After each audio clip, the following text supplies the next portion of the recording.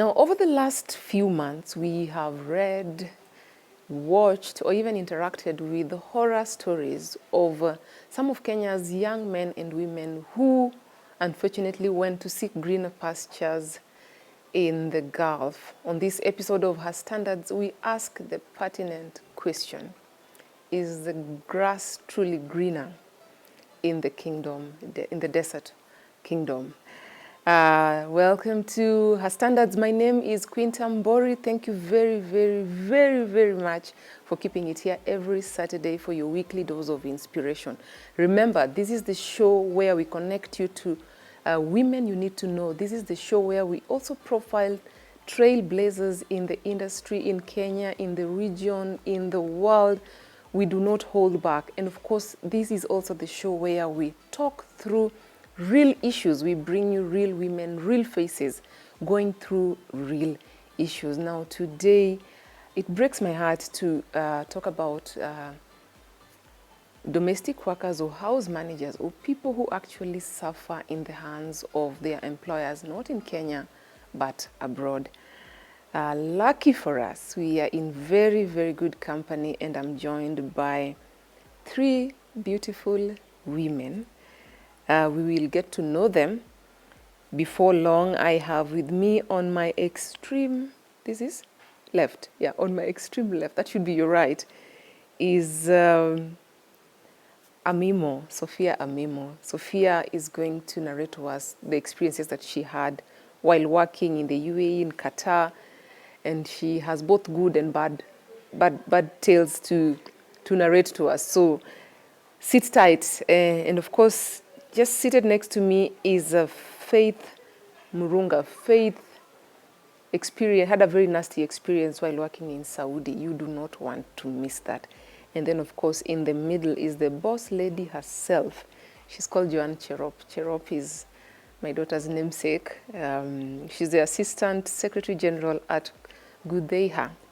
So I'm going to break down Gudeiha for you. Gudeiha is Kenya Union of Domestic, Hotels, Educational Institutions and Hospital Workers. Those are the members that they represent. And of course, Joanne will be able to analyze for us exactly what happens. How do we end up in the Gulf? What is the right procedure? What are some of the mistakes that our young men and women make before they go there? And how can we ensure that we support these people in their pursuit for a better life? Tight show, I tell you. You can talk to us across all socials. We are available at KTN Home. You can also hit me up at Quinta Mbori on Facebook, on Instagram, on Twitter, on LinkedIn, on TikTok. And then, of course, you can talk to our producer. She's called Grace Waweru. Why do you need to talk to Grace? In the event that you have a woman who you feel needs to be profiled on this show, you can write to her. If you feel there's a topic we need to address as Her Standards, then you can also hit up our producer. One more thing is to give a shout out to our host. We are at the James Suits in Westlands, Riverside Road, Riverside Drive. You do not want to not to be found here. It's beautiful, it's amazing. They have very world-class facilities. The services are awesome. But in order to catch up with most of the things that they do here, you probably need to log on to their social media platforms. Now, that was a long introduction. Let me catch a breath before I introduce my guest. So, karibuni sana warembo.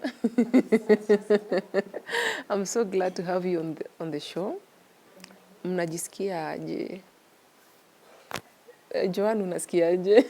Okay, I'm thankful because of this your program that you have for Her Standard, and I am glad to be part of the team today.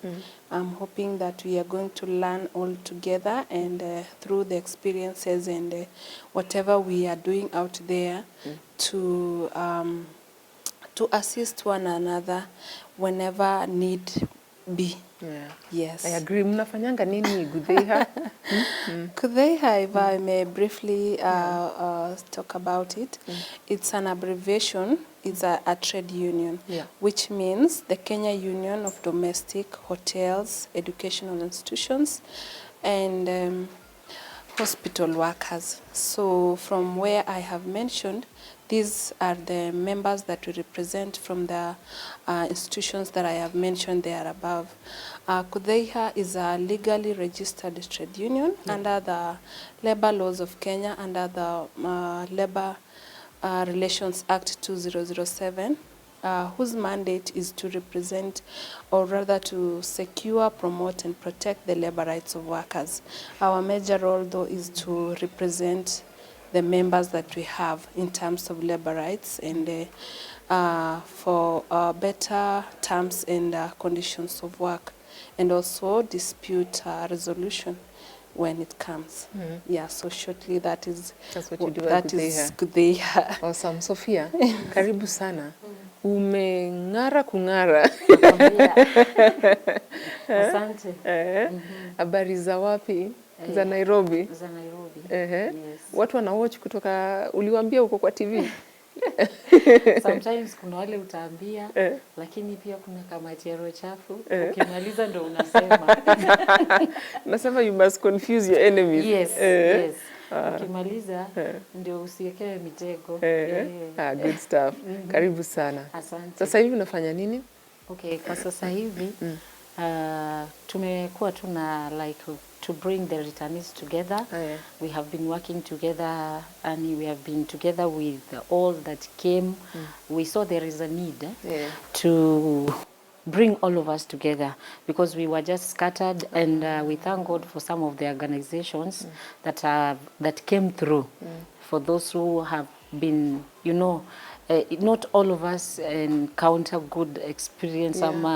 We go through different employers who take us through journeys zingine hawezi hata tamani. But once there was an organization called Rahat, and sorry, RAT, and they wanted to bring the returnees and speak to us. So after there we decided that we are not just going to like kila mtu aende njia yake. No, let us come together and know who is in Kisumu, who is in Mombasa, who is in Nairobi, and we can encourage one another because we go through a lot, and some cannot even like speak themselves out. So you find that maybe akipatana na mtu kama mimi ataongea, seme, hey Sophie, this is what I'm going through. So that is what we have been doing, following up on us. We call ourselves like, we just call ourselves returnees. Yes. Ulikuwa umeenda wapi kabla tujasikia sauti ya huyu mrembo mwingine Faith? Okay, for me I've been to Saudi, and after Saudi I came back. I didn't lose hope because there was nothing to do again, or that shame, you coming back home empty, and when you are going unauza kila kitu sometimes, and maybe you didn't even tell people you are going to Saudi. So I decided again to go to Qatar. From Qatar I stayed for like almost 3 years. I came back again with there was good and the bad side. And coming home, I never gave up again. And I had like, I've not done. Middle East is big. So I decided to go to UAE. That is, I landed in Sharjah. For sometimes, nika connect, nikaingia Dubai. Nikiwa tu uko utazunguka, you can go around because I went with my own visa, not now with the agency or something. Then from there, I came back again. What to do? Again, I never gave up. I went to Bahrain. So I came home last year, August, from Bahrain. That was the last country I went to. Yes. Nasema if giving up was a person, if not giving up was a person, tuko naye hapa, and of course we'll get to know more about your story. Yes. Acha tusikie sauti ya huyu. Najua kuna people who are dying to hear her voice. Faith. Yes. Niko na swali. Kuna watu wanauliza ati how come despite what happens to the girls and the young men who go to Middle East to seek employment, despite hizo stories zote tu, wengine wanasema wanakuwa wagonjwa, wengine wanakuwa disabled, wengine wanakufa, wengine wanakuwa mentally disturbed. Kwa nini watu wanarudi tu? Ile kitu mimi naweza sema saidi yangu ni ukosefu wa kutokujua. Yes, watu hawaelimishwi ile kitu inafaa mtu ajue. Ni wale watu ambao wanaenda huko ni watu hawana knowledge ya kutosha, enough lack of knowledge, I can say that. And then kitu ingine ni tamaa.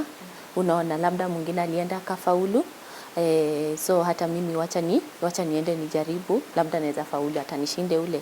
Kitu ingine ni shida ambazo tuna face hapa Kenya, like so many girls tuko na watoto, labda tuko single parents, and then so unaona ukiwa single parent and you don't have a job, definitely na hiyo opportunity imekuja, you will take a risk. And then the other thing I think is negligent. Yeah. So tunajua, tunasikia inatendeka, but tunataka kushika kwa alama ya Thomas. Yes, so inabidi mtu unajipeleka, unajikuta uko kwa ile shida na unashindwa vile unaweza jitoa. Ndio kuenda ni rahisi. Kuenda by the way, it's very easy for you to go, but to come back it's not easy. Hebu niambie wewe ulienda wapi? Hebu tupigie hiyo story sasa. Now we are ready. Mimi nilienda Saudi mwaka wa 2019 December tarehe 25. Through Christmas. Yes, ilikuwa Christmas gift. That was my Christmas gift that day. So mimi hata hiyo kwenda training, nilienda training, kufundishwa tukafundishwa, but the moment umefika huko. Ulienda training wapi na nani? Tulienda training mahali panaitwa Syokimau. So agent yangu ndio alinipeleka Syokimau, tukafundishwa for 1 week, tukarudi, tukatoka Syokimau tukaenda kutengeneza. Before tuende Syokimau tulikuwa tushaenda kuchukua passport Nakuru. So after tukitoka Nakuru tukaenda direct wapi? Syokimau. Tukitoka Syokimau tukapeleka sasa, kama uko na watoto uko na nini, because we were two that time, we were 2 girls. So tukapeleka watoto nyumbani. So on 25th tulikuwa tunaenda wapi? Tunaenda Saudi. So everything like contract papers tulipatiwa tukiwa airport. I'm sure no one, we were 15 girl, so niko sure hakuna mtu mwenye alisign contract yake nikiwa mmoja wao. 2019. So tulipatiwa contract kama tumefika airport. Kwa hiyo contract tulipata ule mtu mwenye analipa pesa mingi sana analipa $1,000. Oh, SR. Dollars ni mingi. Dollars ni mingi.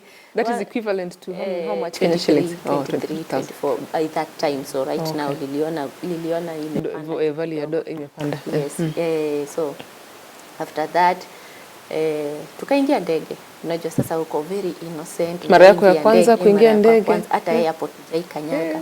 So it's just you with your passport, with your contract, your paper, everybody na family walijua lakini. Okay, for my family it's only my husband na wale wenye walikuwa around mimi walijua. Yeah. So tukaingia ndege, tukaenda first stop Sharjah, second stop Dammam. So in my contract ilikuwa imesema my boss yako Dammam. So I found that my boss yako far away from Dammam. It's like from Nairobi to Mombasa or from Nairobi to Kampala. So it's very far. So nikaenda mimi nilikuwa kwa mahali panaitwa Arar, mpaka ya Saudi and Iraq. Contract ilikuwa inasema unaenda kufanya nini? Nenda kwa housemaid. Yes. Okay. So nikafika kwa nyumba, makaribisho yao si vile nilikuwa natarajia. So nilifika usiku. Hiyo usiku nikaambiwa naweza enda kuoga, nikaenda nikaoga, nikapatiwa kamchele. So in my mind I was like maybe nimepata kama wameweza kukula. So hii yenye wamenipatia ni ile yenye imebaki. So mimi nilikula tu, nilikuwa nasikia njaa. Nikakula, nikaenda kwa room yangu, mimi nikaenda nikalala. Kesho asubuhi niliamshwa mapema. So nikaanza kupatiwa instruction. So nikaambiwa hizi vitu toa kwa hii store, peleka juu, zile zenye ziko juu toa chini, alafu kimaliza osha na pipe nini, and then unajua masaa inasonga. Mlikuwa mnatumia lugha gani? Mama anajua hiyo ile English ya kokota. Ile moja ile. Yes. So maisha yangu ilikuwa hivyo.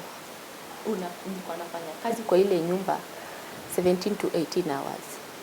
Every single day of my life in Saudi. What were you doing in Kenya before you went to Saudi?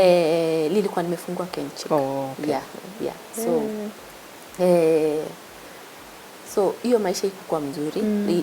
Ilifika point that now after finishing all the work in the house, Now unaenda kufanya sasa ile manual.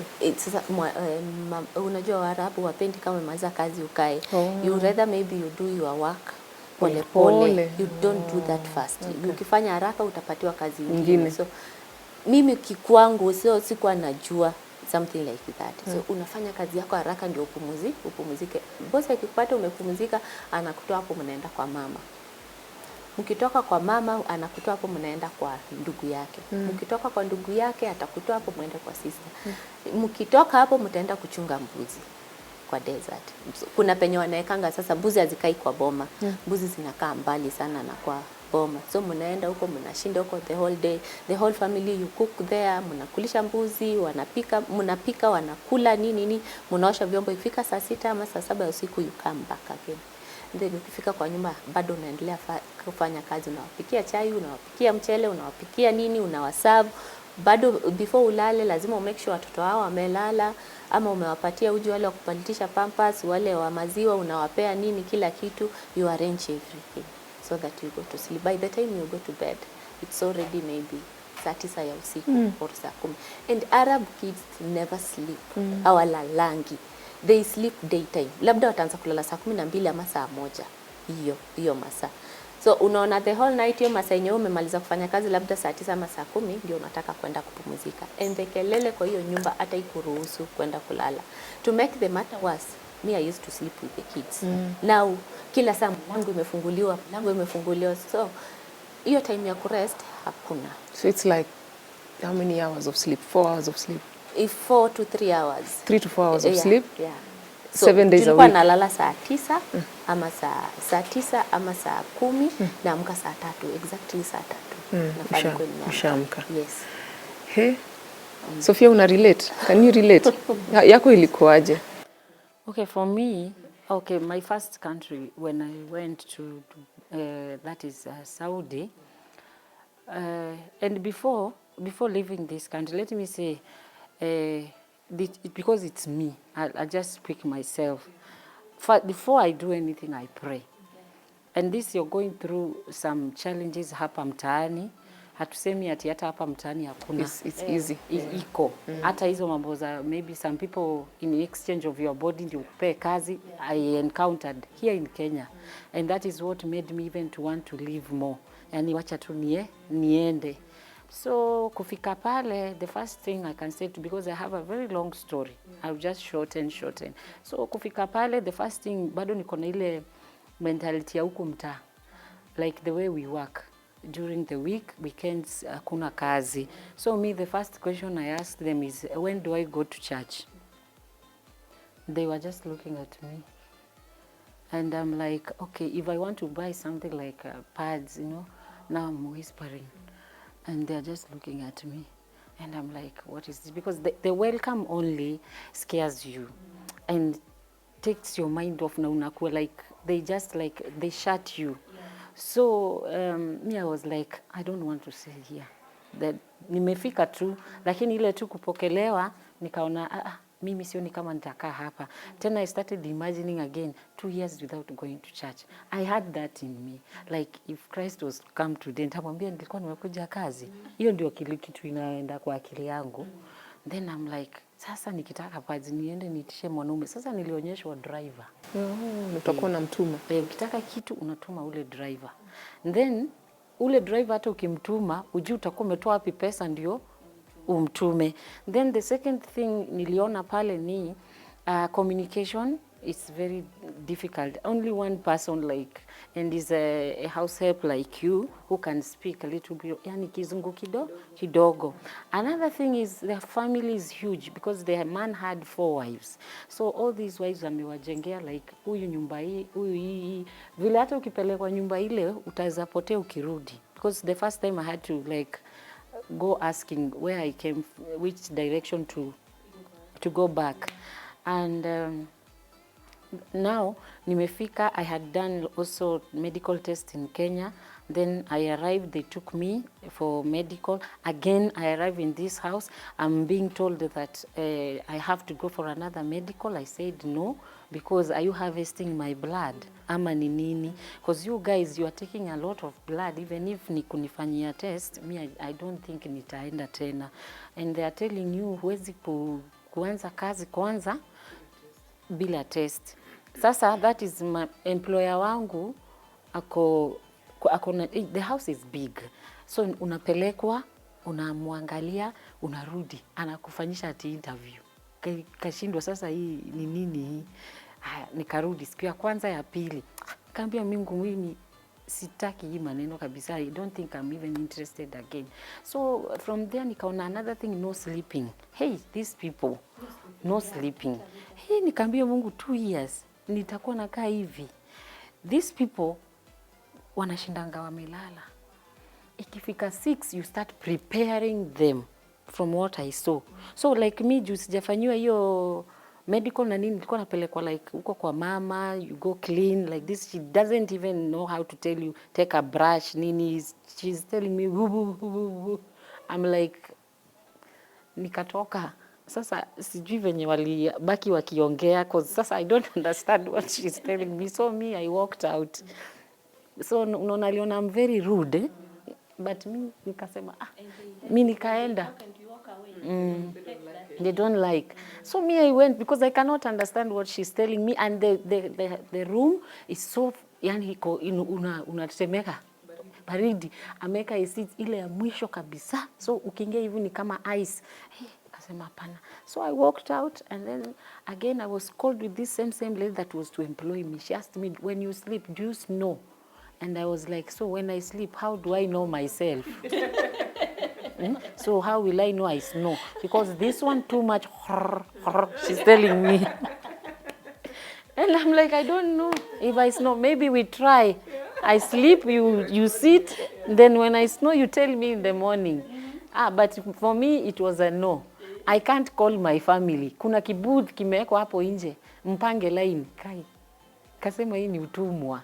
So we should line up, huyu akitoka, and you know, now I'm new. Mi nika mono. So these ones, they take a lot of time. I don't know how to use this card. Nimezoea Safaricom. So I'm just like, Jesu, I want to call home. How long were you allowed to call back home? I never called. Then the next thing I'm like, can you take me back where you brought me from? So they had to take me back to the office. And after that, I before them taking me to the office, this is what happened actually for me to be out of that house. I never ate. I decided to pray, because I think that is the only way I could come out of that house, because I was told 2 years, then that is when you'll be out of this compound. So you were there for 2 years? No, I never stayed there for 2 years. Nilistrike, sikuoga siku 4, sikufanya chochote. I was just there and telling God, you have a way, because hizo siku niko hapo, my mind is just telling me, nezaruka wapi fence niende. Na nikiangalia the other side ni desert. So nitakufia tu ndani nikikimbia. So this woman calls me again. When I went upstairs, she's scared. She was scared of me. I'm like, kwani nimefanya kitu mbaya ama ni nini? Then she looks at me and looks at her phone. Why? Unajua kabla tutoke hapa, interview na nini zinatumangwa picha zetu huko. So we are selected hivyo, nataka huyu. So she's looking at me and looking at the photo, and she's like, are you the one? Then me, I'm like, if she cannot recognize me, why would I say I am the one? I told her, no. No, same. So she's like, she called the driver. She started shouting and telling the driver, come. The driver came, and I think they were just saying, mrudishe kwenye alitoka, mrudishe. But for me, I say, si mrudishe, prayer works. Yes. For me, nakumbuka when Kalonzo said once, alipita katikati yao, mimi nilipita katikati ya Mwarabu. Nilipita katikati ya Mwarabu. So I was taken to the office. Then in the office, I said, I can't wait. Just take me back to my country. And I was brought back. Let's take a break. We'll be right back.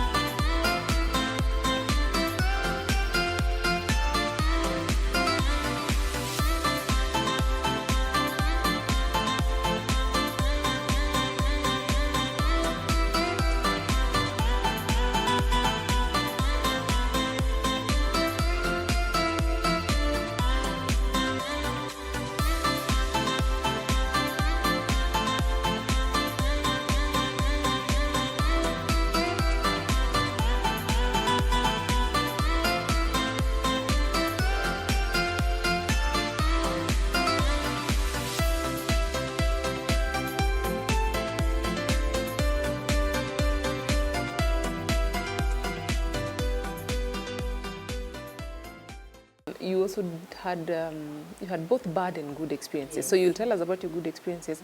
But let me rope in Joan, who is Assistant Secretary General at KUDHEIHA. Unasikia wasichana vile wanaji-express, unasikia stories zao. And these are just 2 cases among several others. Kuna ya huyu msichana alikuwa anaitwa Diana Chepkemoi, ambao Wakenya wanajua sana, the most recent one, the one wanasema alienda huko and then akatafuta kazi and then things went south. Akarudishwa na government and a lot of people were involved. Na wanasema about tukisoma 2 cases zile za Kenyans ambao wamekufa abroad, not just necessarily kwa Middle East. Yeah, about 97 wamekufa. Na ukiangalia wale wameenda, they live and work in Saudi, it's more than 97,000. Sijui kama hizo figures uko nazo. Yeah, that's the same figure that we have, yes, approximately there. Approximately 97,000. Yes. Lakini pia experiences ambazo ziko huko ni hizi tu. Yes. So as a trade union, mkisikia hizi cases, do you feel like mna fail kwa kazi yenu? And is there something that you can do to ensure that, kwa sababu hao wasichana wameenda kutafuta yes, kazi, yeah. Things are thick. Ukiangalia employment rate in Kenya pia iko juu, unemployment rate iko juu. Sasa what do you think you can do? How can we rescue these young people? Okay, thank you very much, Queen. First of all, I want to drop in the answer that you asked Faith at first, that why are we hearing all these bad cases and we still have a flock of them moving.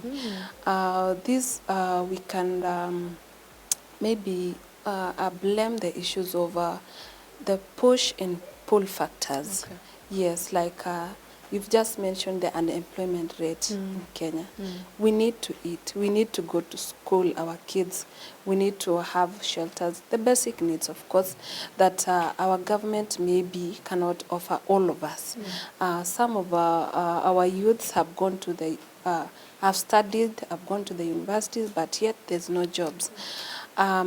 Secondly, you can find that one of the pull factors, especially to Saudi Arabia, is the easiness of accessing that kind of job, because we understand that it's the employer who caters for all the processes.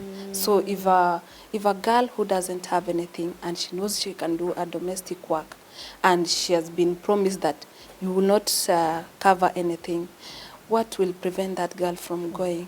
And she has to eat, she has to provide or something like that. So that is one of the reasons why we are talking of bad experiences, but we still have them going out there to look for, of course, even if it's not greener pasture, something to do that will put food on their tables. Yeah. I can relate this to one forum we were having with a prospective and we had a mixture of them, the returnees and the prospective migrant workers. We had called them for a training, like, and we were asking, we wanted to listen to their experiences. Do you know, one girl told us that the moment you touch the JKIA, you don't think of your village where you came from.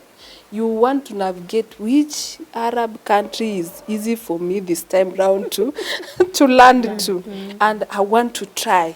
Maybe this other one is better. Yes, and then another issue is that they have this notion that says in them that iyo ilikuwa bahati ya huyo mbaya. Let me go try my luck. Now, what can you do about such a thing? There's no much you can do, because that is a personal decision. Now, we have had several cases. Others you cannot even want to listen. When I first heard Faith's story, she did not complete. I was so emotional myself. I told her, let's continue some other day. And I think she has talked about it so much until she's, you see, Kotu Sawa, she's strong. But you cannot tell that somebody is strong, yet she has gone through such issues. Maybe she has learned how to put herself together. So what we have done as a union, we have tried to create a lot of awareness with the issues of migration of labor. That is where our interest came in, because you see, the majority of these people who go out there, they land into the domestic sector, the area that we represent. So that is where our interest came in so much. And the much that we can do is, first of all, create awareness. Awareness to who? You don't just create awareness. Yes. First of all, to the prospective migrant workers. True. Secondly, to the returnees who have come back. They might have gone there out without knowledge with ignorance, with that notion that they have. They also need to be capacity built. Secondly, we do this training or awareness creation to the civil societies, whom at least we have the same interest together, and also to the general public.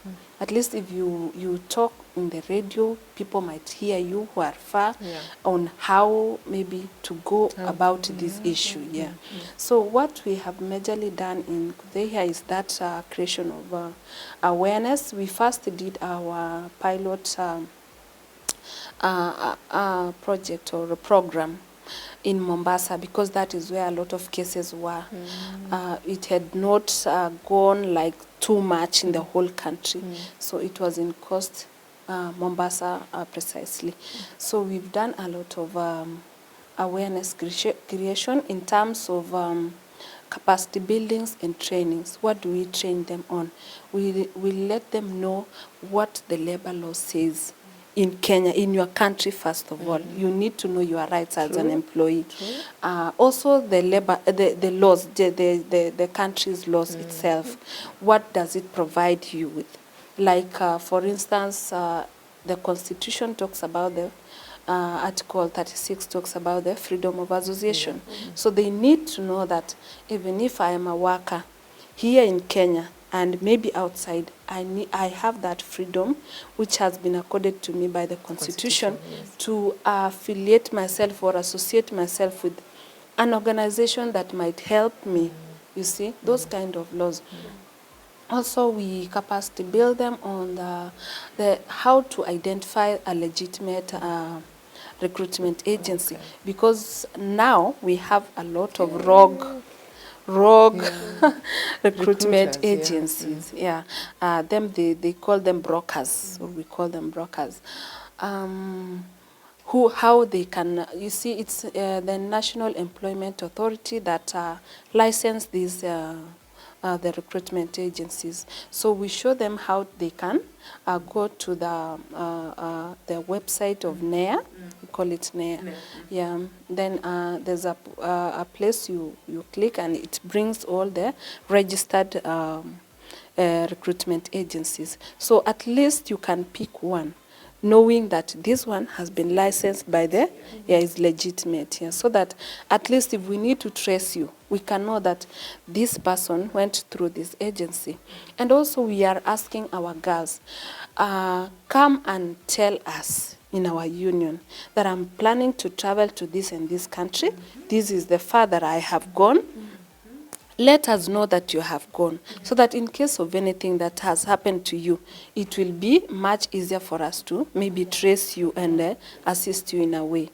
But now you find before we came in and got interested with this thing, the girls, even now that we have done some creation of awareness, they will not want to pass there, because they think maybe out of their ignorance, we want to stop them from going, you see? That kind of thing. And now when they go out there without our knowledge, we don't know where to trace them from. We don't even know where to start. Yes, we don't know where to start. How can they get through to Kudeha? Where are you available? Okay, thank you very much. Our office is located at Moi Avenue at Sonalax House, next to Nairobi Sports House. Okay. 4th floor is the headquarters, and also we have 6th floor is the Nairobi branch.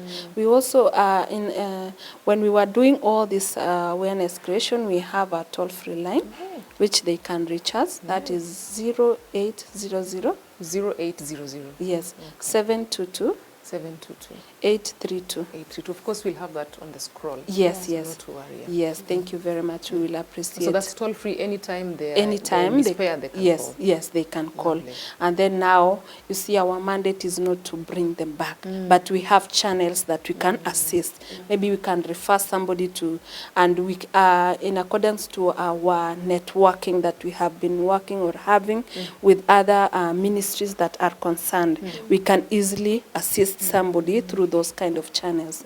Because now I can refer, maybe we know somebody from the immigration. We can call the immigration, we can call the labor. We have this and this girl, kindly assist. We also have, could be having the contacts of the labor attaches in those countries. We can easily refer them. We have had this distress call. Kindly call that person, he might assist you. See, that is the kind of help that you gave. Yeah, that we have done so far. And maybe I can put across the impact that it has created. Okay, when we did all that in Mombasa, we have seen now the recruitment agencies. They are now going to their countryside, because now the girls there, they have known. They have known the procedure.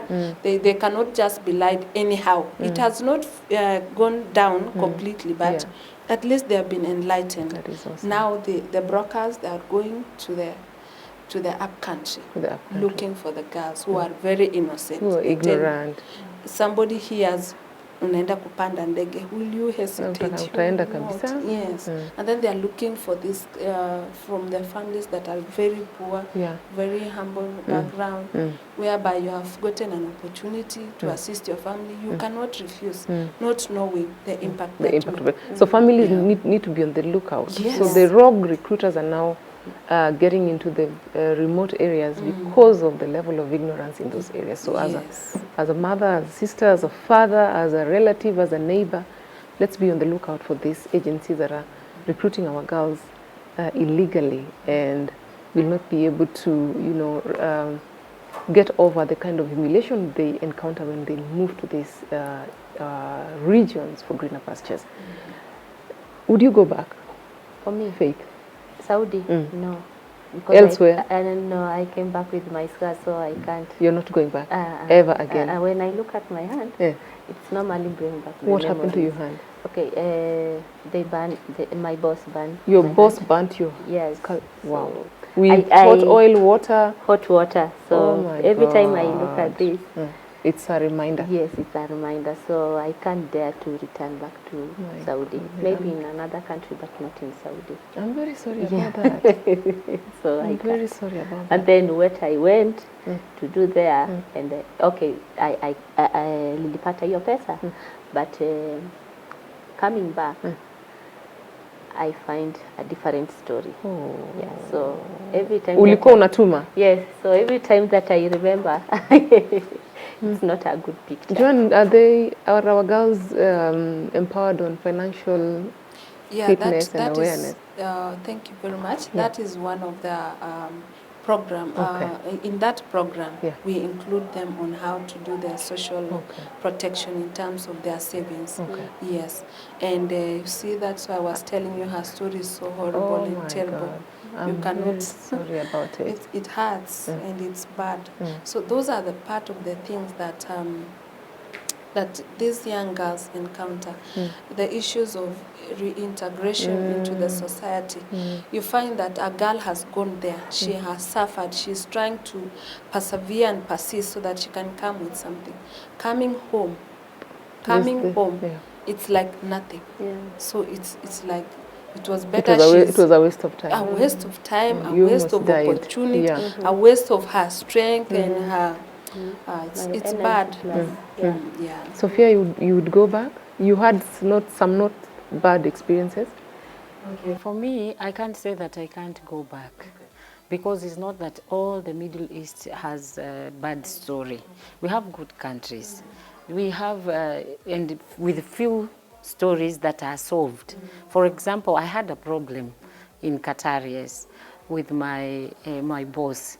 I went to the embassy, and in fact, I was even like, I've gone through deportation, of which they came You see, I was given, like, they have 14 days. I was out again because they did find a lawyer.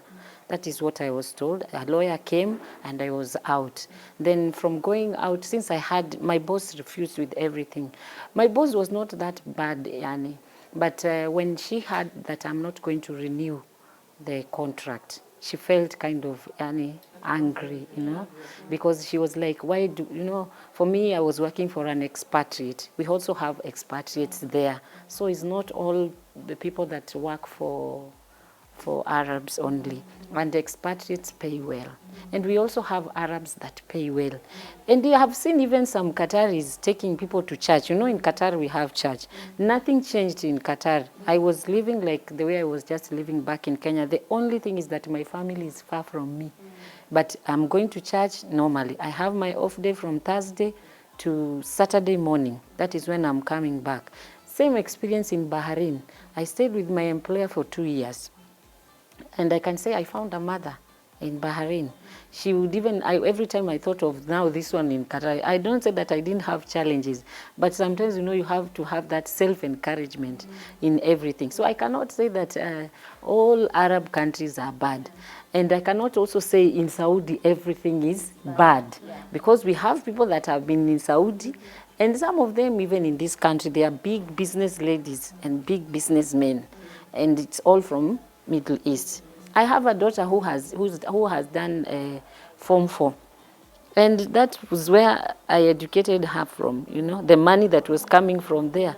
So I can't say that ni kubaya kwote. The only thing we can say that is at least in Saudi, maybe serikali tuingilie, yani ikuwe tu strict na hawa mabrokers wenye wanaharibu, because even me, I went through a broker thinking that alikuwa agent. How wanaharibu kabisa. Because right now, if you see in Kenya, we cannot say that the government is doing nothing. You see NEA, they are doing their job. Labor, wanafanya kazi ya. Training centers, we have very nice training centers, especially if you go, like, for example, CTDC. If you go to this, they are doing their job. But shida inakuwa where we are landing. And I can't say it's mostly nikiangalia ni Saudi. Another thing ningesema ni we have a problem with agents. Right now, even if you go to Facebook, we have our groups there. Kenyans in Saudi, Kenyans in Gulf as a whole, Kenyans in Dubai. You will find even right now, someone is recruiting a Kenyan lady to Iraq. Jamani, Iraq unapeleka mtoto wenyewe afanye nini? Yes.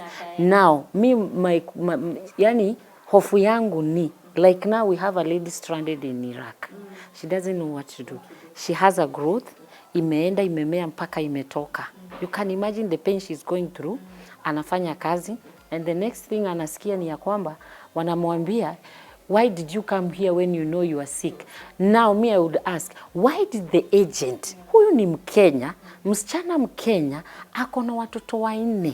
Wewe kama mama, unachukua msichana kama huyu unampeleka Iraq. Hakuna labor agreement ama bilateral agreement with this nation. Anataka huyu msichana afanye nini sahi na ameenda chini ya maji? Alafu most of them, hata wasichana wakiwa na shida, they normally switch off their phone. Now you wonder, embassy ikukatae, broker mwenye alikupeleka mteja, agent ni mteja. Now you find this girl, they are stranded, maybe the way Sophia anasema, her number iko online, my number is online. Now we are the one, wale tunaulizwa, Fei nisaidie tufanye kitu fulani, Fei nimekwama mahali fulani. We have, like the last time we had the story of Beatrice Waruguru, it was a hectic. The agent walitutupa wakati kama ingekuwa media. By the atujui kama tungetoboa. And then this thing that the family wale wanahitaji msaada ni lazima wa access media. What about those who can't access the media? Because we have so many, there's no need for you to go and take one Diana and left 1,000,000 or 1,000 of them there, because we have so many girls stranded there. So as for us, okay fine, alifanya kitu mzuri akatuletea Diana, but kwa nini hakufikiria wale wengine? Yes. angefikiria wale wengine pia wale, because there are many. Wako wengi. Yeah, there are many and they are our daughters. Why, kwa nini tunawachagua? Tunawabagua. Yes. Naona muda umeyoyoma. But as we say, remember, this show never ends here. We can always, let's get in touch on social media. You can also keep abreast with past episodes of Her Standard. Ziko zote on YouTube. You will find these amazing women. You'll find us talking about topics ambazo kama ya leo, where we address very difficult issues. Yes. Sawa. Asanteni very much for being here. Asante. And also for sharing your story. Thank you very much. Najua watu wataandika na tutaweza vile tunavyoweza tutaona vile kama tutasaidia. Ama at least we'll help to connect. This has been Her Standards. Unfortunately, lazima ishe. Let's meet on the other side. Tukutane social media. Let us engage further. My name is Queen Tambori from us here at KTN Home. Kuna watu wengi sana ambao hamuwaoni. They are behind this the cameras and behind the screens. Mwezi ukaona Madam Producer Grace, naona Kibet, naona mwenzangu pale nimemsahau jina. Tunasema asanteni sana. We see you again next week same time. Bye for now.